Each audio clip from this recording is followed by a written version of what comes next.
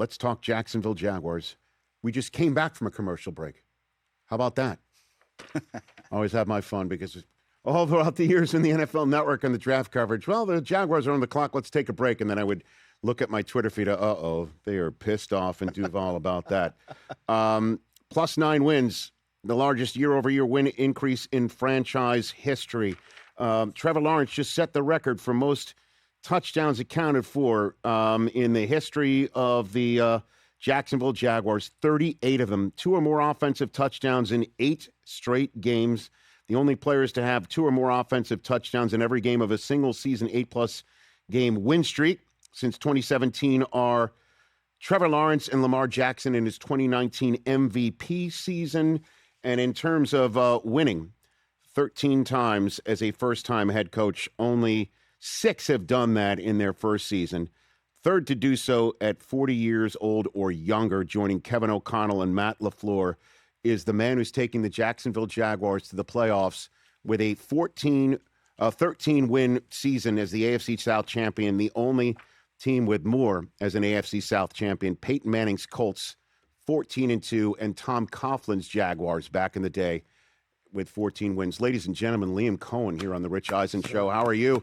I could have gone longer, Liam. I could have gone on longer, but I wanted to hear from you. You know, what a season. I appreciate it. What a regular season. Thanks for having us on. Thank you. Hey, man, listen, I'm just going to jump straight into it because last time we spoke was prior to the game in London against the Rams in a pre-broadcast meeting, and you were talking about eliminating mistakes from your own team. You were talking about completely different issues and subject matters than what we're talking about right now.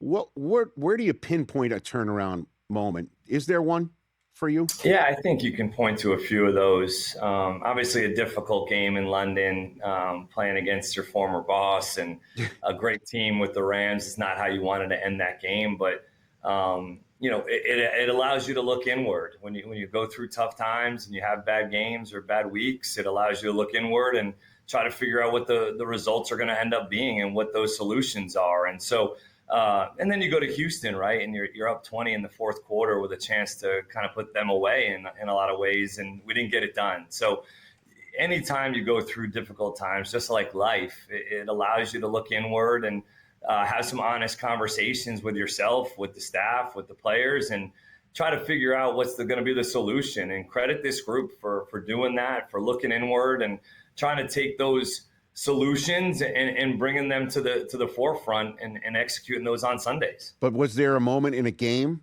where you felt it in your gut, in your heart, like, okay, this is it, and we're unstoppable. We're a wagon. We're a machine. Is there a moment like that for you? At all? I think the Chargers game, if you look at that as a kind of a complete team win, where we played really well in all 3 phases. I think that was something that when we won that game, it really looked at our team looked at it like, okay, all right, we have an opportunity to continue to elevate and raise the standards. We've done some good things, but that was a really quality, I think, team win, which gave our guys a ton of confidence to continue to move forward, to say, okay, we can go on the road against Denver and we can compete with a really good football team. And we've had some quality wins, but playing your best football later in the season, as you guys know, December and January is really what matters. Absolutely. And again, you're an honest guy. I am as well. I will just shoot you straight that when I was on that flight home from London, and again, you were stressing prior to that game, we're making too many mistakes as a team. Your Wednesday segment where you show a game breaker, right, to your team. You said you shared with us that you showed the Jacksonville Jaguars logo to your team. Like you basically were shooting your team straight up. We're breaking ourselves here. And then you had the same mistakes against the Rams. I thought this team is in trouble. And now I'm talking to you as a bona fide, surefire Coach of the Year candidate. Your quarterback is a bona fide MVP candidate. Your defensive coordinator is a bona fide assistant Coach of the Year candidate. You got winners all over the lot here. And I'm wondering if there's a secret sauce that you can share with the audience here. And I try to pinpoint an actual game moment, but is there a secret sauce here? that you can share? Rich, I've been very fortunate to be around some really quality coaches along the way, right? Whether you're coaching at Brown University or you're coaching for the Los Angeles Rams with guys like Sean McVay, and you learn so much along the process, along your journey. I grew up in a football household. My dad was a college and high school football coach for my entire life, and that's all I've ever known. And so you get to learn from experience, you get to learn from others' experience and figure out, okay, when you're in that situation and this is how I'm going to maybe handle it. And, we hired a very quality staff, as you mentioned. I think a lot of hungry young football coaches that relate very well to this group, and the players have taken to it. So, look, this is a talented group. This is a talented team. It's a very fun group to be around because they allow us to keep coaching every single week, where we've won a lot over the last couple of weeks, but they allow us to keep coaching them hard. They're open to it. These guys practice their tails off. We don't have prima donnas walking around like, nah, I'm not doing that, or I can't do this because I've played or I've been there and done that. We don't have that going on. This is a group that's hungry and, a lot of work getting started for us right now. And, I don't want to say you unlocked Trevor Lawrence because he has had 4,000-yard seasons beforehand. His 29 touchdown passes are a career best. And obviously he set a record for the franchise in terms of touchdowns accounted for. It just, from my perspective, again, I know I'm not in the film room, I'm not in your building. It just feels different with him. It feels like he is a confident dude, and he's seeing it and he's firing, and he knows when to take off. He's not making mistakes that we've seen him make. I'm wondering what you see from your perspective, Coach. That's a great point, Rich. He's taking care of the football, but also playing aggressive, and he's throwing the ball on time and in rhythm and accurately, but also using his legs as a weapon and being able to extend football plays, make plays outside of the pocket, which forces the defense to defend every blade of grass, right? There's nothing more frustrating to a defense that you can't get to him when he's in the pocket. Then he escapes.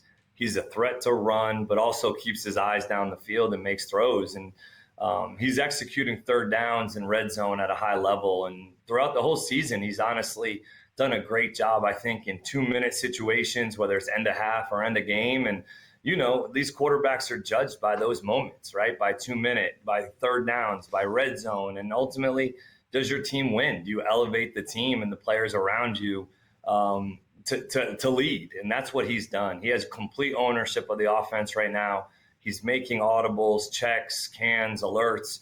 He's doing everything that you want a franchise quarterback to do, and he's doing it at a high level right now. And how does that change your daily conversations with him based on maybe even the first month of the season? How does that change for you? Yeah, it's a lot more, less, I guess you could say, like coaching and more just conversational, and allows me to listen and hear him out of things that he's seeing when he's preparing, when he's watching tape. As we're going through the week, little, slight tweaks and adjustments that we make together. I think Grant Udinsky, Spencer Whipple have done a phenomenal job working with him on a day-to-day basis, and it's been a collaborative effort. But he's earned the right to have those conversations. He's seeing it at a really high level, throwing it at a really high level, and the players all trust him. They know his preparation. They know what he puts into it each and every week, and there's not a lot of things on Sunday that are confusing him or surprising him, and that's credit to his preparation. And in terms of your offense as well, before we move to the defense, and obviously this week, I've got Liam Coen here from the Jacksonville Jaguars on the Rich Eisen Show. When you lost Travis Hunter in the middle of all of the transition from what the team was, I guess, 1.0 this year, if it's fair to say, to what it is now. Normally, when you lose your second overall pick that plays I can't even say there's nothing normal about him. Normally, when you just use your second overall pick and don't get any production due to injury, it really hamstrings the team. How much did that lead you guys to go get Jacobi Meyers, and how has he helped you guys continue being that chunk play down the field aggressive offense, Coach? Yeah, it was challenging losing Travis, especially at the time that we did. He had come off the end of that Rams game in London where he ended up having 100 yards. Yep. Trevor and he started to build some chemistry and continuity there, and then unfortunately gets hurt on the bye. And so we had to adjust, right? We had to have players step up, which we have, and then it gave us an opportunity to go get Jacobi, which has really spearheaded our offense, and especially in the intermediate parts of the field.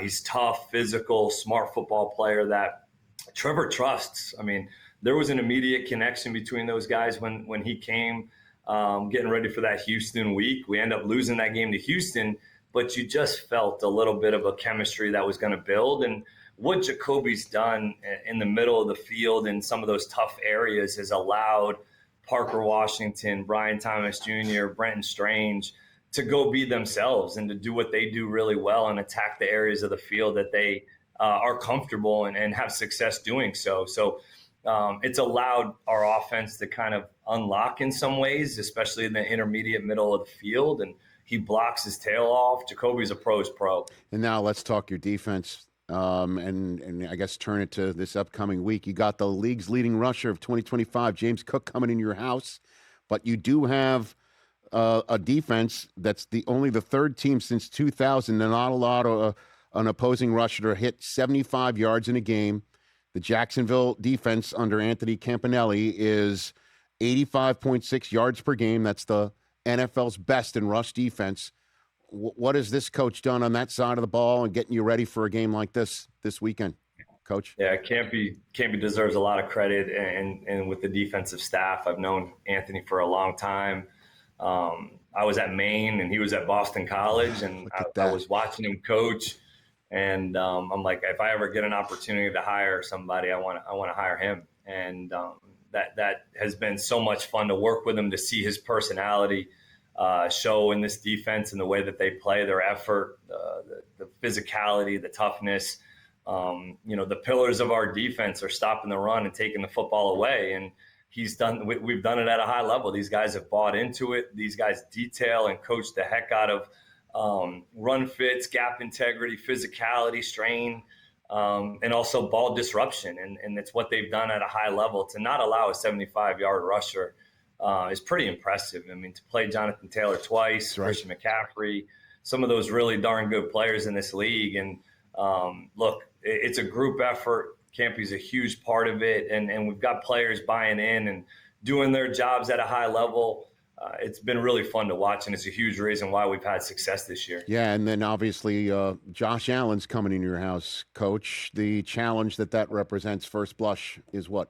Yeah, huge respect for Josh and really for the whole Buffalo Bills. I mean, they've won at so many different levels and have won a lot of critical football games over the past few years. He's a man. I mean, he's just a total freak that plays the game. He's a football player that also happens to play quarterback, right? He's extremely talented, can run it, can throw it, can improvise, can do so many good things. I really respect that the way they run the football, the way that they run things there. Extremely creative. Joe Brady does a great job. Aaron Croma, their offensive line coach, does a phenomenal job. And we're going to have a huge test for us this week. I mean, when you've got one of the best run offenses coming into town, we've got a good run defense. I mean, that's what you hope for. You hope for those matchups, and you got two great quarterbacks going head-to-head. Brother, do me this favor. And I know that's odd to say that to a head coach who actually is doing me a favor to join me on the week of his first career playoff game as a head coach. But at some point this week, you will be asked the same questions I just asked you. When you refer to the Bills, can you do me a favor and say not bad for a small market team? Will you please do that for me? Refer to the Bills. Why would you do that to him, Rich? Come on now. Just do me that favor. The Mafia is not going to hear that, man. There's no shot. No shot. I'm not giving them any of that, man. We were in 2022. We played them in a home opener in LA, and we were on the silent count at home. So I remember that. How they traveled. No, I remember that was a hell of a game, man. That was a game where Allen was going off. But again, listen, that's what I do for a living, is just kind of subtly throw something aside without making a big deal of it. That was next level, Coach. That was. By the way, did you notice that Sean Payton even caught wind of that and gave you a sort of a tip of the cap? Did you notice that? He's one of the best at understanding what you have to do to kind of motivate your teams, right? I mean, I went down and watched Sean Payton coach in 2016, and I learned a lot of football from him. So you learn everything from everybody, and you try to take something from everybody. That's the beauty of this profession. Well, in the couple minutes I have left for you, again, I know this is not your lane, but I'm going to throw it your way anyway. There's going to be a lot of first-time head coaching candidates applying for gigs now. The carousel's spinning. What advice would you give them based on your experience of getting this job in Jacksonville and making the most of it in a first year? What advice do you give them when they're sitting in front of ownership to try and pound the table for themselves? What would you the say? Same advice that Sean McVay gave me was to go be yourself. I mean, really, at the end of the day, you only get so many of these opportunities. And I know that this was a dream opportunity for me. I've been wanting to be a head football coach since I can remember wanting to be anything. I wanted to be my dad. That was who my dad was and is. And so to truly be yourself throughout the process when it comes to on the Zooms with the owners, with the GMs, whoever it is that's involved in the process. And then when you get in front of them, let your personality be who you are. And when you get in the building, try to do the same, because I think that's when things can get a little sideways. You try to maybe if I were to try to be Sean or Kevin O'Connell or Zach Taylor and things like that, I don't know if it always works, right? I think players see through that, and they're the ones that ultimately truly matter when it comes to this, is the relationships with the players. And when you're yourself, I think they can respect that either way. And then, again, the last one for you here is you got to be there for so many people, man, in your own personal life, obviously your professional life. This is a big week. The Cons put their faith in you, and you have delivered for a regular season. Obviously, there's not going to be a banner raise to kick off Sunday. You know what I mean? So that said, are you going to take it in? Just look around in that stadium where, you got a 13-win championship team out there. The quarterback is absolutely an MVP candidate. I know you don't toot your own horn. You're a Coach of the Year candidate, as I mentioned. What's that going to be like for you right before kickoff, do you think? You're proud to be a part of it, right? I mean, you're proud to have the opportunity presented by Mr. Khan and by his family and by this organization for entrusting you to go and lead this team. I'll definitely try to take a couple minutes. You haven't had much time to self-reflect and to go through how special this year has been. I told our team this a couple nights, really last week, how special this group is. Guys, think about it. Take a little time. But I haven't had the opportunity to have many of those moments, and hopefully at Sunday before kickoff, I'll maybe take a moment there in pregame. You don't play the why not us card anymore, do you? You play that? Well, we're home underdogs, so I think we got something. Okay. Yes. There it is. Okay. You're taking notice. I like it, man. Congrats on the regular season. I appreciate the time here. And it's just been awesome, for me to be able to have a front row seat. You were kind enough to come on after you got hired. We chatted during the season when you were trying to get your team in the right direction, and it's been nothing but straight up, so I won't take full credit for that. But all said and done, congrats on everything to this point in time, and thanks for the time this week. Good luck. I appreciate it, Rich. Thanks for your support. You bet. That's Liam Coen, everybody, here on the Rich Eisen Show. The Jacksonville Jaguars have completely flipped the script from the middle of the season, and they are hosting the small market Buffalo Bills. I'll keep doing it. That was awesome. Hey, you made it all the way to the end. Thanks for that. Check us out every single day streaming live on Disney Plus and the ESPN app 12 to 3 Eastern.